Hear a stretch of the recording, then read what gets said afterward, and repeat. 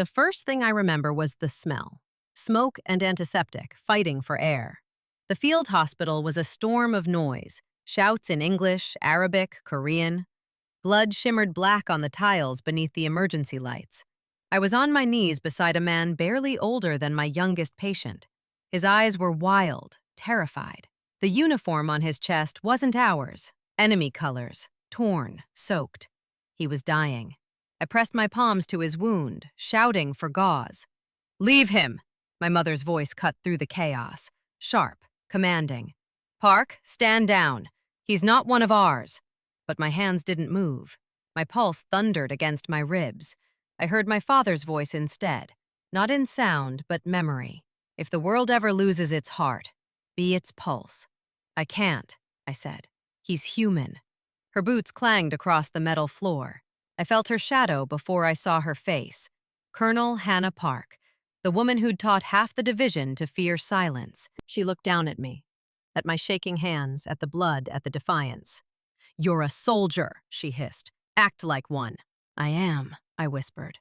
"That's why I'm doing this." The next blast tore through the horizon. The walls trembled. Glass rained from the ceiling. I threw my body over the boy, the enemy, and waited for death. Instead, the ceiling held. The lights flickered. The cameras that lined the tent caught every second. And in that instant, I knew. This moment would outlive both of us. I was raised by a mother who believed compassion was a weakness that needed drilling out.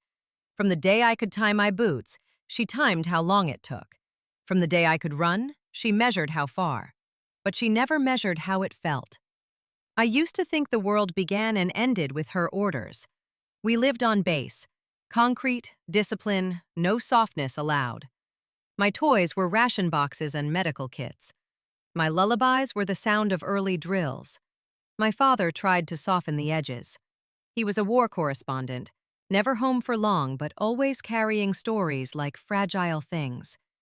He'd kneel beside me before every departure and say, "When you can't choose between orders and heart, choose the one you can live with afterward." I never understood what he meant until the day the telegram came.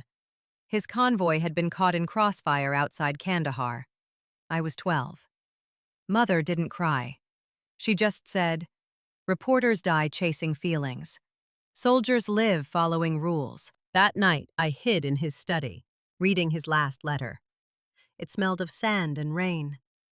"If the world ever loses its heart, be its pulse, Erin. Don't let uniforms decide who deserves to live." It became my compass, my quiet rebellion. Years later, when I applied for the Army Medical Corps, she didn't attend the interview. She sent a message through one of her aides. Disappointment confirmed. The Corps doesn't make warriors. It makes witnesses. I passed anyway. My first day in training, I wrote his words on my wrist beneath the regulation glove. "Be the pulse." No one saw it. No one needed to. When I received my insignia, my mother didn't call. At Christmas, she sent a folded checklist, deployment readiness standards.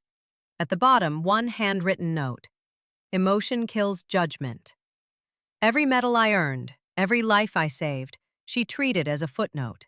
At family dinners, she would toast her battalion's victories. When people asked about me, she'd say, "Erin chose the nurse's tent over the front line." Once, when I asked why she never mentioned my name in her speeches, she said, "Because mercy doesn't inspire discipline." That was the moment I realized she wasn't cruel by accident. She was terrified that the world she built on command and obedience couldn't survive compassion. I made peace with her distance. Until Syria. The first time we were stationed on the same base, I thought it might be a chance. To prove I wasn't weak, to show her that care and courage could coexist. The desert was brutal. Not just the heat, but the way it stripped everything down to its truth. We were there for a joint humanitarian mission, aid delivery and medical outreach in rebel territory. I was assigned to the triage unit. She commanded the operations. We barely spoke. When we did, it was professional. Her salute was mechanical, her smile was extinct. Then came the attack. It started with 2 distant booms, then the third, closer. When the radio crackled, we learned the truth. The village 3 kilometers away, the one housing both civilians and defectors, was under siege. The command center erupted. My mother barked orders, cold and clear. All units fall back to perimeter. No exceptions. But then the reports came, children trapped in a school, wounded on both sides. I stared at the map. The coordinates felt like a pulse, faint, fading.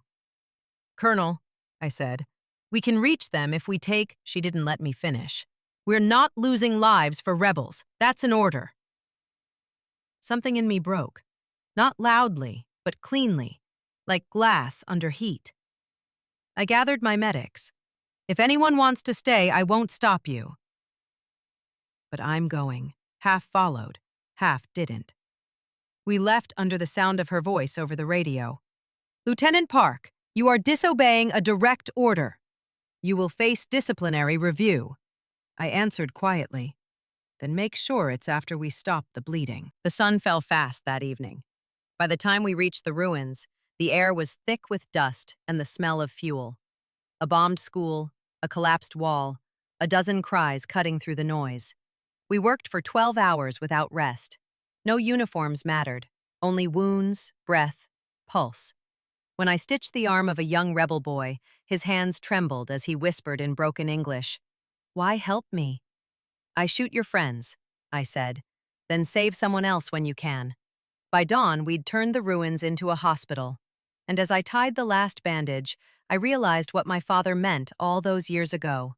To be the pulse isn't to win. It's to keep life moving, even when the heart around you stops. That morning, drones flew overhead. And among the footage later broadcast worldwide, one still image would become the story's symbol. A medic, kneeling beside an enemy, blood on her hands, uniform dirt-streaked, eyes steady. Caption: Lieutenant Park, the soldier who refused to choose sides. I didn't care about headlines, but I knew my mother would. And somewhere across the base, I imagined her voice, colder than any airstrike. She shamed the uniform. I didn't know then that the next battle would not be fought against rebels, but against the woman who made me strong enough to save her life. The day after the siege, the desert was too quiet. The kind of quiet that hides judgment. I could feel it before I even reached the command tent. The weight of 100 eyes that knew I'd broken the chain of command. They weren't wrong, but I hadn't come back for absolution. I came back to face her. When I stepped inside, the air hit me. Cold, recycled, antiseptic. The hum of generators mixed with the hiss of her voice before I even saw her. Colonel Hannah Park stood at the center of the operations table, surrounded by officers who looked like they wanted to vanish into their uniforms. She didn't look up when she spoke. "Lieutenant Park, you have violated direct orders, compromised operational integrity, and jeopardized this base's safety. Explain yourself." Her voice was steel. I could smell the coffee on her desk, untouched, cold, the way she liked her authority. I didn't salute, not out of defiance, but because I wasn't sure which of us deserved it. "I followed the directive that matters," I said quietly, "the one that keeps people alive." Her eyes flicked up. The same eyes that used to stare me down when I forgot to make my bed as a child. Those people were enemies. You don't get to redefine mercy in a war zone. "Then what do we fight for, Mother?" I said it softly, but the words slipped out like a crack of thunder in a dry valley. The room froze. Even the maps seemed to stop breathing. For a moment, the colonel vanished, replaced by the woman who used to braid my hair too tightly before picture day, who once whispered, "Don't blink," when taking photographs with my father. But then her jaw tightened again. "Dismissed," she said. "Effective immediately, you're removed from field command." Something in me sank, not because of the demotion, but because she couldn't even look at me when she said it. "I understand," I said, "but I won't apologize." That made her look. Her tone sharpened like broken glass. "You think compassion makes you noble? It makes you a liability. You'll understand when someone dies because you hesitated." I wanted to tell her someone lived because I didn't, but some walls can't be breached with words. So I saluted, the most formal salute I'd ever given her in my life. Not as daughter to mother, but as soldier to superior. And she didn't return it. That night, my unit bunked in silence. Some of them wouldn't meet my eyes. Others left ration bars on my cot. quiet solidarity in a world that punished it. The boy I'd saved, the rebel with the hollow eyes, slept 2 tents away. Sergeant Malik Rahim, our interpreter, sat beside me under the broken floodlight. "You're trending," he said in his dry, careful English. "All over the local feed. They call you the medic without borders." I laughed once. "My mother will love that." "She won't," Malik said, his smile fading. "But others will. Some people saw what you did, the ones who matter." "Which ones?" I asked. He shrugged. "The ones who don't have uniforms." By morning, the reprimand had turned official. A courier delivered a sealed folder. Notice of suspension pending review. The signature at the bottom wasn't typed, it was handwritten. Colonel Hannah Park. I set it on the cot and stared at it for a long time. There are moments in every soldier's life where you choose which silence to break, your commands or your consciences. I'd already made mine. I spent the rest of the day in the hospital wing, stripped of authority but not of purpose. I checked vitals, cleaned wounds, held hands no one else would. Sometimes the patients didn't even know which side I was from. That was fine. Neither did I anymore. On the 4th day, I woke to shouting near the communications tower. Our mother's convoy was leaving. Her transfer orders had come early. The brass wanted her back at Central Command to address protocol concerns. In simpler terms, they wanted her far away from the embarrassment her daughter had created. She didn't tell me she was leaving. I only found out when I saw the dust trail of her departing trucks. A soldier approached me, holding an envelope. "She left this for you, ma'am." Inside was a single line, typed, unsigned. "Emotion kills judgment." I tore it once, then again, until the paper became dust in my hands. But wars have a way of circling back. A week later, heavy rainfall hit the region, flash floods tearing through valleys already shredded by artillery. The same road her convoy had taken was reported washed out, the bridges unstable. Command lost radio contact with 3 vehicles, and one of them, hers. I didn't think. I didn't ask. I just moved. I grabbed my field kit, Malik, and 2 medics who didn't wait for orders either. We loaded into a Humvee and drove straight into the rain. The storm was alive. Sheets of water slamming the windshield, lightning splitting the sky into veins. The radio crackled uselessly. Malik shouted directions over the roar. "Road ahead gone! Turn east!" Mud swallowed the tires. Somewhere in the chaos, I thought of the last time I'd seen her face. How rigid it had been, how certain. And for the first time, I realized that her certainty was a kind of fear. Fear that softness would undo her. Fear that love was weakness. The road opened into a clearing, or what used to be one. Charred wreckage, smoke. The convoy was gone except for 2 overturned vehicles and a trail of shredded canvas. We jumped out, wading through mud up to our knees. I could smell fuel and iron, the smell that never leaves your hands once you've saved enough people to know not all of them will make it. "Over here!" Malik shouted. Under a collapsed transport, someone was still alive, voice faint, rhythmic. And then I heard it. Her voice, low, guttural. "Help me." I dropped to my knees beside the wreckage, rain pouring down my back. Her face was pale, streaked with soot and blood. Her leg trapped beneath a twisted steel bar. "Don't move," I said, gripping her hand. For once, she didn't argue. When we lifted the bar, she cried out, not from pain, but from shock that she couldn't hide it anymore. I slid a tourniquet under her thigh and tightened it. "Breathe." She tried to speak. The rain drowned her words. When I leaned closer, I finally heard it. "You shouldn't be here." I smiled bitterly. That makes 2 of us. We worked in silence. The medevac beacon flickered weakly through the rain. As we carried her to the stretcher, she grabbed my wrist, weak but insistent. Her eyes, the same eyes that once froze my childhood, softened. "I was wrong," she whispered. The chopper's blades thundered overhead, and in the roar of wind and rain, the last wall between us finally cracked. When we reached the hospital, she was stable, but silent. For the next 48 hours, she spoke only to nurses, never to me. I didn't mind. I wasn't waiting for forgiveness. I'd seen something more valuable in her eyes than words: surrender, not defeat.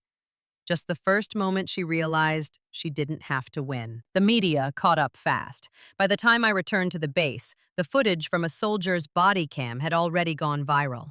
Me kneeling in the rain, pulling my mother from the wreckage. Headline: Lieutenant saves her commander mother during Syrian airstrike. The irony wasn't lost on anyone. The soldier she'd once called too soft had just carried her out of hell. And when she was transferred to the recovery center, I followed, not as her subordinate, but as her daughter. I didn't wear my uniform that day. I wore the simple gray t-shirt my father had given me when I was 16, the one that still faintly smelled of his cologne. When I entered her room, she was sitting upright, her leg in a brace, staring at the TV looping footage of my rescue. The nurse turned it off quickly, embarrassed. We just stared at each other for a long time. Then she said something I'd waited 27 years to hear. Not, "I'm proud." Not, "I'm sorry." Just one word: Erin. That was enough. The recovery ward had a rhythm. Disinfectant in the air, wheels on linoleum, the low chorus of machines deciding who gets another hour. I carried that rhythm the way I carried my stethoscope, like a promise and a weapon. My mother's room sat at the end of a sunlit corridor. Every morning I checked her vitals, then the door handle, then my own pulse. She would watch me the way commanders watch weather, cautious, calculating, resigned to being smaller than it. The TV kept trying to turn us into a headline. Lieutenant saves commander mother, looped above footage of me pulling her from the wreckage. When it ran, she asked me to mute it. We pretended it wasn't our life. Pain? I'd ask. Manageable, she'd say. We didn't talk about the convoy. We didn't talk about Syria. We didn't talk about the sentence that had cracked the last wall between us. I was wrong. Instead, we learned each other's silences like new languages. I changed her dressing. She watched my hands. Steady, gentle, disobedient. Your father would have said this looks dramatic, she murmured once, nodding at the news chyron. My father would have said to eat the jello while the cameras aren't looking, I said. A ghost of a smile. It left fast, but it left grace. Command sent an investigator 3 days later, a colonel in a perfect uniform that smelled like starch and policy. He asked me to walk through the timeline, voice clipped, pen fast. I gave him the facts, like triage, concise, complete, unsentimental. You disobeyed a withdrawal order. I preserved life. You treated enemy combatants. I treated patients. He wasn't pleased. That isn't the question, Lieutenant. It's my answer, I said. You can write a different one in your report, but this is the one I live with. He looked at my mother then, as if hoping for the old sermon about discipline and chain of command. She kept her eyes on me instead. Colonel Park, he prodded, do you wish to clarify your expectation of your daughter's duties? My mother's fingers twitched against the blanket. She studied the investigator like a tactical map and said carefully, I wish to clarify that she kept people alive. The colonel blinked. Noted. After he left, she stared at the muted TV, jaw tight. You just contradicted yourself, I said gently. Your own order. I contradicted an old habit, she said, not myself. I checked her IV. Both usually travel together. Then let them go, she whispered. I pretended to adjust the drip to hide the way my throat burned. Humanitarian crews from 3 countries cycled through our ward. They brought blankets, gauze, and stories I wish I could forget. Sergeant Malik Rahim came daily, with tea that tasted like smoke and mint. He'd translate when families slipped into grief too deep for English. On the 4th afternoon, Malik slipped a folded paper into my pocket. Someone asked me to deliver this, he said. In the hallway, I opened it. A cramped script in 2 languages. You sewed my arm in the school. I told my cousin not to fight anymore. Maybe he will listen. We are sorry for what we did. S. I didn't realize I was smiling until I saw my reflection in the door glass. A medic with dust still under her nails, clutching a letter like a lifeline. I folded it small and slid it into my badge sleeve, beside the photo of my father. Letter and face. pulse, and compass. When I returned to the room, my mother noticed the change in my eyes. "News?" she asked. "Just someone deciding not to shoot," I said.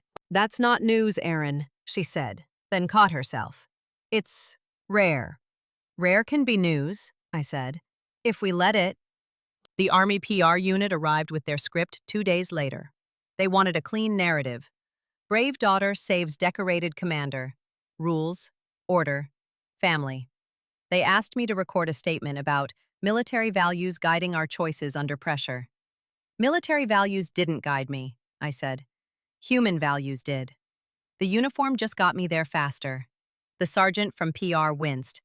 "Ma'am, can we try that again with different phrasing?" "No," I said, and the interview ended with a polite smile and a useless file. They had better luck with my mother. The camera crew set up in the corner, lights turning the white walls a theatrical blue. The producer leaned forward. "Colonel, could you tell us about your daughter's courage?" My mother lifted her chin as if waiting for recoil. "She made choices I would not have made. Then, she saved me from mine." The producer blinked. "And what would you say to other commanders who might—" "Listen to your medics," she said. "They walk where your orders can't." They cut the segment early. It still ended up on every channel. A week later, the boy from the school, Sammy, 16, left arm in a sling, eyes too old for his face, appeared at the ward with a translator and a stack of papers thicker than any chart. He stood in the doorway like he wasn't sure he was allowed to exist. "You did," he said in halting English, pointing to his stitches. I nodded. "How's the pain?" "Like a dog," he said, and grinned to prove he knew the wrong word and didn't care. The translator explained he'd been invited to speak, quietly, off camera, with a visiting NGO delegation mapping ceasefire terms. They asked if he'd testify, privately, about a medic who treated fighters and civilians the same. Sammy's gaze flicked to my mother in the bed, then back to me. His voice softened. "You carry." We put down. He left the stack of papers on my tray. Statements from other families, signatures, a map with circles over places we'd run to with stretchers. I felt their weight in my hands like medicine. After he left, my mother stared at the door for a long time. "He called you a carrier," she said. "I heard," I said. "It suits you," she whispered. "You carried more than I did. That's not a contest. I made it one," she said. And the machines kept time for us while I remembered how to breathe. Command reviewed my suspension in absentia. The email came through at 0200. Reinstated with commendation pending review, plus a paragraph about operational latitude in humanitarian conditions.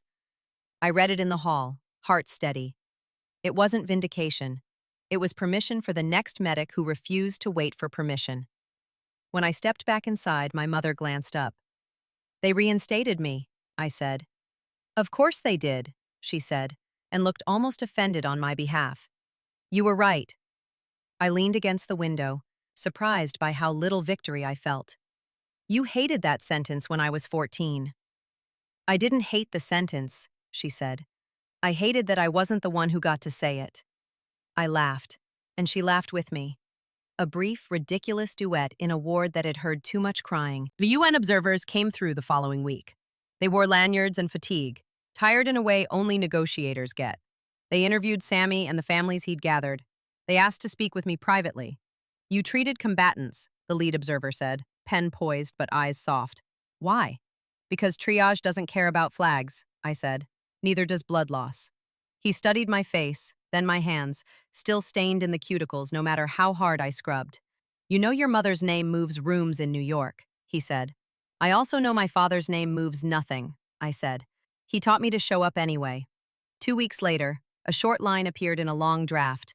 Local medical neutrality observed. Proposed ceasefire window to allow non-partisan humanitarian corridors. It wasn't a guarantee. It was a door. I printed that draft line and taped it beside my father's photo. Be the pulse, even on paper. The morning my mother stood for the first time, the ward smelled like coffee and rain. I wrapped the gate belt around her waist. She gripped the walker like it had asked for a fight. 3 steps, I said. "No more." 4, she said. 3.5, I bargained.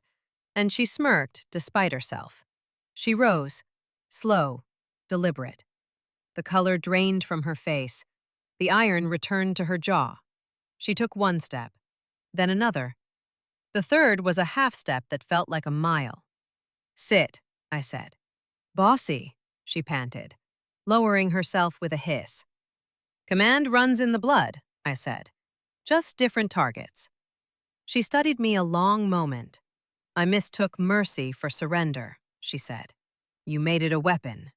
"Not a weapon," I said. "A lever." "Even better," she whispered. Public Affairs tried again with a script for the award ceremony. Humanitarian Valor Medal, they said. Televised. 30-second speech. I practiced the shortest sentence I could live with. Strength isn't how loud you command. It's how gently you hold. My mother tried to rehearse hers alone. I caught her once, lips moving without sound. When she noticed me, she looked embarrassed. The first time I'd ever seen that expression on her. "What do you want to say?" I asked. "I don't know," she said. "I've only ever given orders." "Give one more," I said. "To yourself." "What's the wording?" she asked, dry. "Stand down," I said. "It's served you long enough." She huffed a laugh, then surprised us both by nodding. On her last night in the ward, I brought her the folded letter from my father, the one I'd kept behind my badge since I was 12.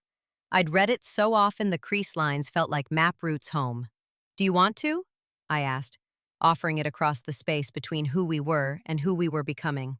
Her hands shook as she unfolded it. She read the first line and stopped, closing her eyes. "Say it," I whispered, because I had carried it long enough. She did, voice quiet, raw, obedient to a man who wasn't here except everywhere. "If the world ever loses its heart," she read, "be its pulse." Tears came hot and unmilitary. She didn't wipe them. Neither did I. When she handed the letter back, she held on a second longer. "I made you choose between me and this," she said. "You didn't. You chose both of us." "I chose us, yes," I said, "but I chose them first." She nodded like a verdict she could live with. "Good." The next morning, the base loudspeaker played Retreat early, a glitch that felt like ceremony. Nurses paused. Orderlies looked up. I helped my mother into the wheelchair, set the brakes, and stood behind her as the flag tilted down the pole outside the window. We both saluted. No cameras, no speeches, just two hands raised, one scarred, one healed wrong. "Tomorrow," she said, eyes on the cloth, "you'll stand on a stage and I'll sit in a chair. They'll clap. They'll call it bravery." "It isn't," I said. "What is it then?" "Recovery," I said, "for all of us." She nodded once.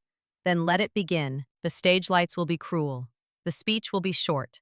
A wheelchair will replace a podium. And when the applause crests, a boy I stitched in a ruined school will step to a microphone half a world away, proving that mercy not only survives war, it rewrites it." The award ceremony was held in Amman, a neutral zone for the coalition, part hospital, part theater. It smelled of polished wood, cameras, and nerves. Rows of flags lined the stage like old soldiers standing for roll call. I stood behind the curtain, uniform starched to perfection, hair pinned back so tightly I could feel my heartbeat against my scalp. The Humanitarian Valor Medal lay on the table beside me, sealed in its velvet case, too clean for the memory it represented. My palms still carried the phantom warmth of the people I'd touched in that field hospital. Enemies, allies, children. My mother sat in the front row, wheelchair positioned at an angle that caught the stage lights like a spotlight. Her expression was unreadable, the same mask she'd worn at every press conference for 20 years. But beneath it, I could see something new. A tremor that wasn't fear, wasn't pride, wasn't regret. It was humility. The announcer's voice echoed through the speakers. "For extraordinary valor in the preservation of life across combatant lines, Lieutenant Erin Park is hereby awarded the Humanitarian Valor Medal." Applause followed. Polite, structured, practiced. I walked to the podium, the microphone too close, the flashbulbs too bright. When I saluted, the lights glinted off my insignia, scattering gold across the stage. I'd written a speech, then I'd torn it up. So I spoke from the same place I'd made every choice since that day in the rubble, the quiet center between chaos and conscience. My mother taught me that discipline keeps soldiers alive. I began, voice steady. She was right. But she also taught me that mercy is a distraction. And that, I paused, was wrong.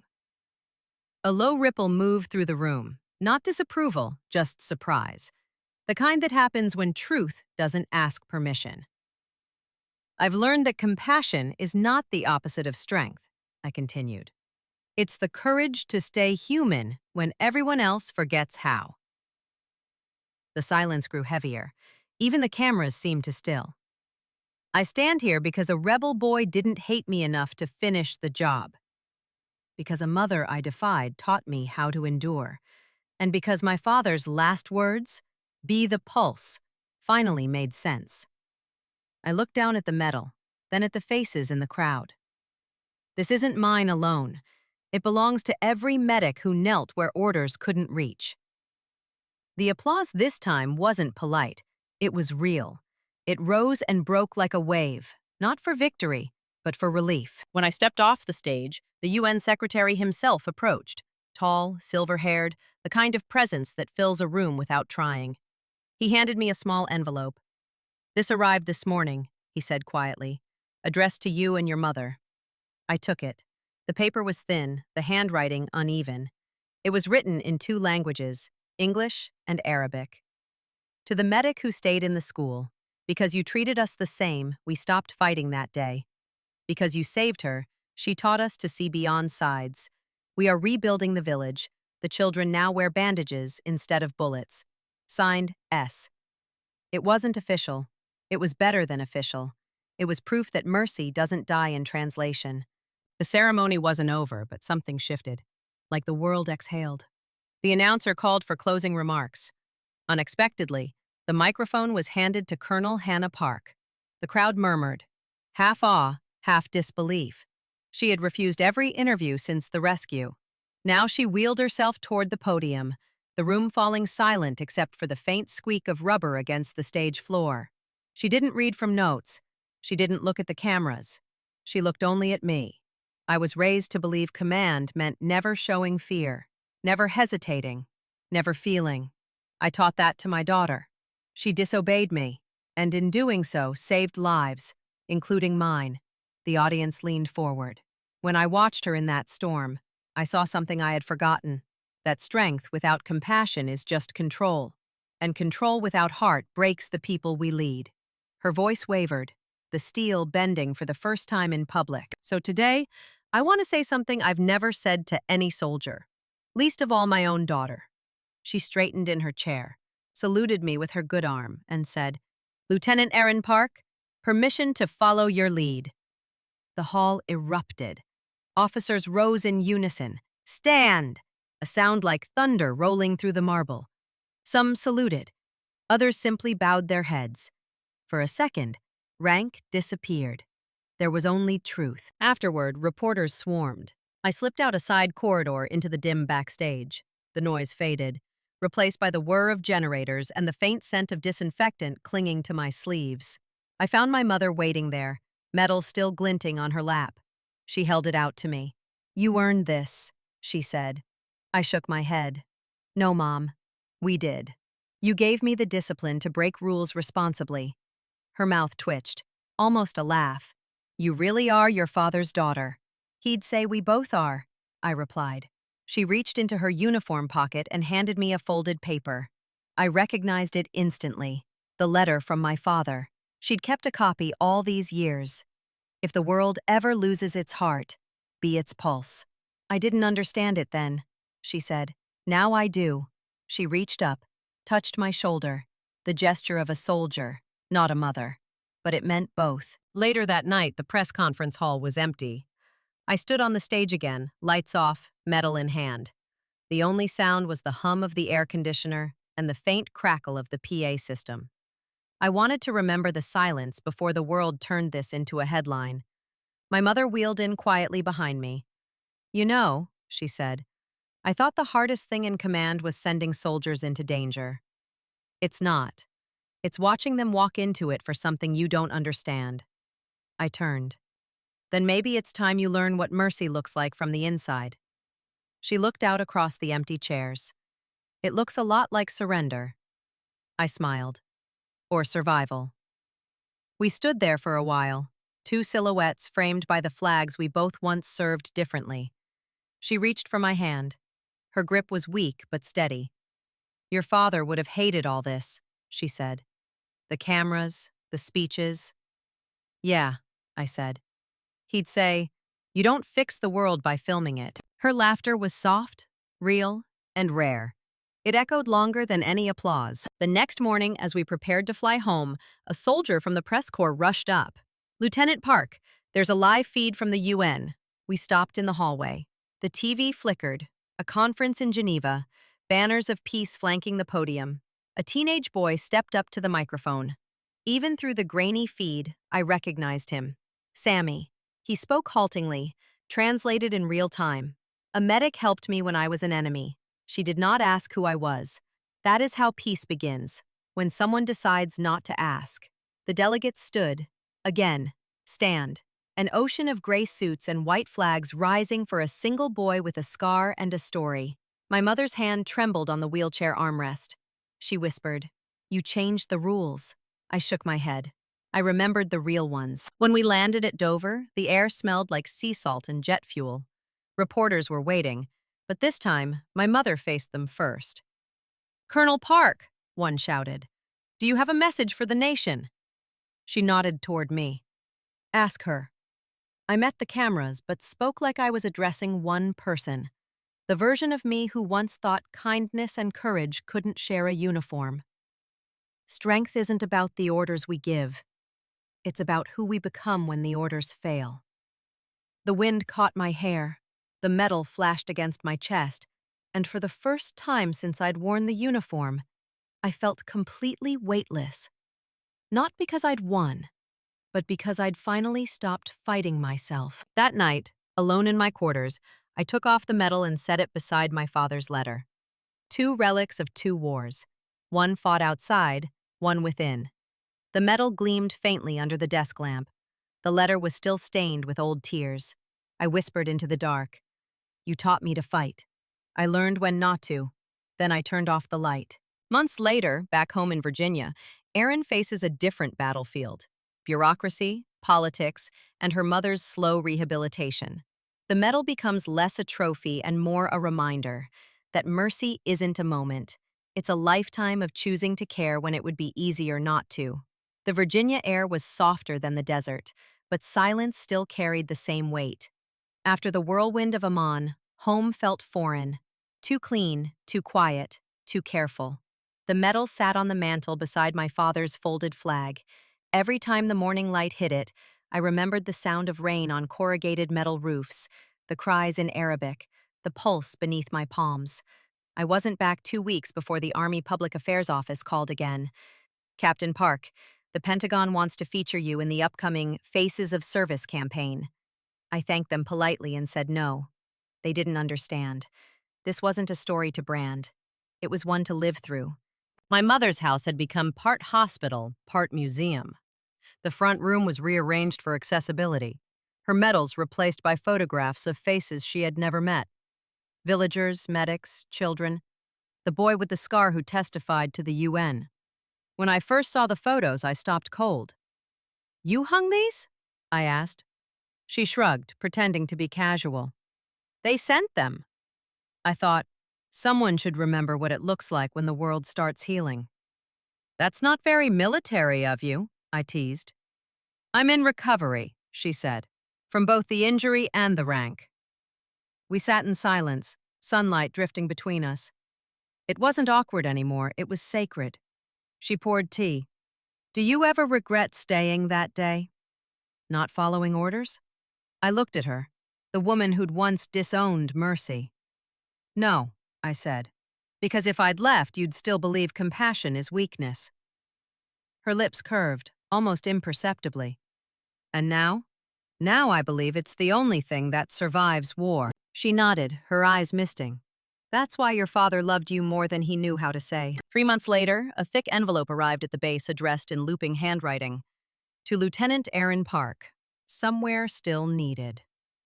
Inside were 50 small letters, some in English, some in Arabic, a few in handwriting only pain could teach. You helped my brother. He plants trees now.